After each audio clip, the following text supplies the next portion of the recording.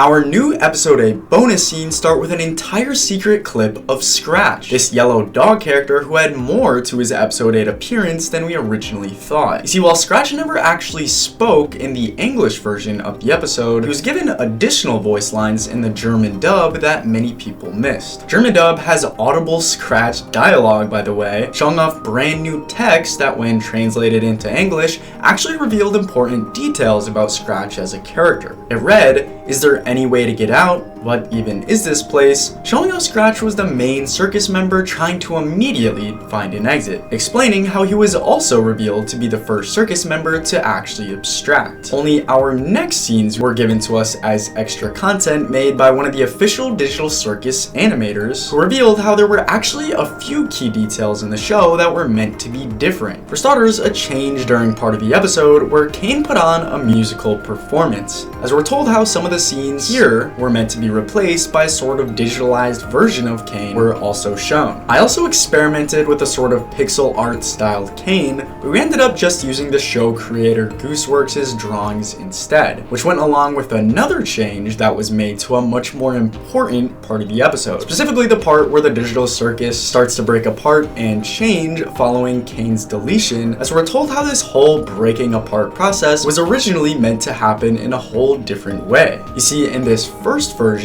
we're shown how the bottom of the circus that begins to open up here had more of a particle-like effect that made it stand out from the void we were shown in the final episode. But our next sort of secret scene stood out even more, as not only were we given a whole new look into all of the original circus members that popped up briefly at the start of episode 8, but we were also given lore about them behind the scenes as well. It turns out the official designer for these characters at Glitch made a post announcing, "Got the chance during the production of the show to fully conceptualize some of the abstracted characters that I designed all that time ago during the pilot," showing how these characters were fully designed since the beginning, which went along with revealing a whole new look into each of them with this first image that even showed us the front of some of the characters for the first time. For example, this sort of clown jester and little mouse character were only shown from behind in the official episode. Only on top of this first image we were given of them, we were also given more, which started with this image we were given of Scratch, the main abstracted character who stood out from the others, as the official animator revealed to us how he was inspired by Rover, the animated little doggy on Windows computers. Only we were additionally given extra details about Scratch that included this picture of him hunched over, going along with the idea that Scratch would sometimes walk on all fours during his time at the circus. But we were given much more important details about our next abstracted character, Wormo. Not only did the official animator for Wormo tell us how Wormo was inspired by Worm on a String toys, but we were also shown how Wormo initially had a completely different design than what we ended up actually seeing in the Digital Circus' 8th episode.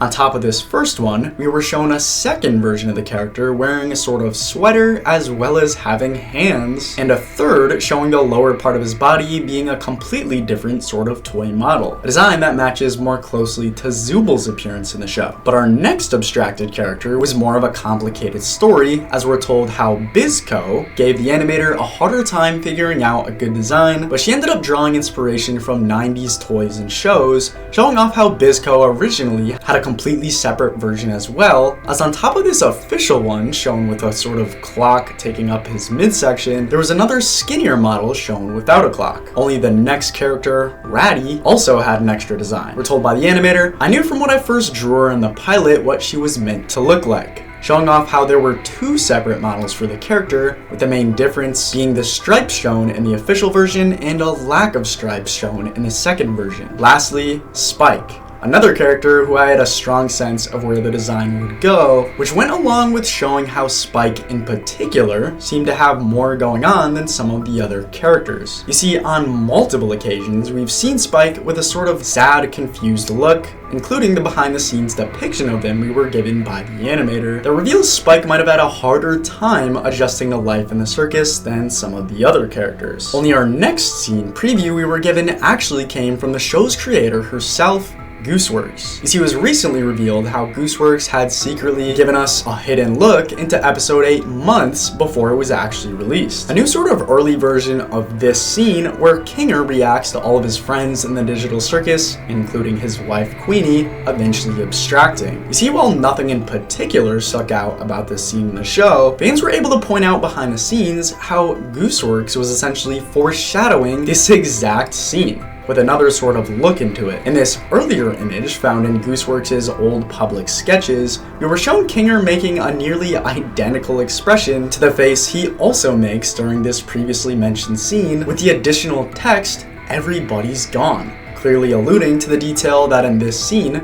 everyone is gone. Kinger finally had to face the harsh reality of being alone. Only there was actually more to the story here in terms of what Gooseworks revealed to us. As it turns out, this isn't the only time Gooseworks has used her old sketches to foreshadow scenes in the digital circus, which is where episode 9, the show's finale, comes into play here. You see, with the finale being the only episode of the show left to come out, many fans have suspected that one of the sketches Gooseworks made in particular is meant to reveal to us what to actually be expecting to see in it. The one post that stuck out from the rest as connecting to episode 9 in the first place. Hopefully this post in particular doesn't mean anything, which went along with the depiction of Kinger saying, "I'm this close to frickin' losing it." But how do we know this will have something to do with what we'll see in the digital circus's final episode? Well, on top of this idea of Kinger finally losing it, perfectly fitting together with a sort of plot twist in the final episode, we know the specific word choice being used here, specifically the bad word, perfectly matches together with what we've been expecting for episode 9 in the first place. The fact that each of the circus members are now able to say whatever they want in the show without issue, as we saw Zubul specifically do this at the end of episode 8. We were additionally shown how similar sketches to this specific one of Kinger have also matched together with what we saw in the show later on, pointing to the possibility of the same thing happening again in this final episode. Only our next bonus scene was given to us by Glitch themselves, as they recently gave us a sort of new look into the aftermath of episode 8 that revealed new details about the show. We were shown all of the circus members sort of huddled together in the withered remains of the digital circus, with one detail in particular sticking out as important. The fact that Jax was shown off to the side here, seemingly disconnected from the rest of the circus members in a way that could mean there's meant to be problems for Jax in the future. You see, Jax has already shown a strong tendency of isolating and staying by himself throughout previous episodes of the show, meaning with the continuing decay of the world around him, this problem could potentially lead to his end in the circus once and for all. But how do we know for sure to be expecting this sort of plot twist in the digital circus's final episode? Well, it turns out we were given bonus details about Jax as well as the rest of the circus members that reveal to us exactly that. And I'm able to put together everything we're told about these details for you early into this video right here. So for what we know about the digital circus, make sure to check it out.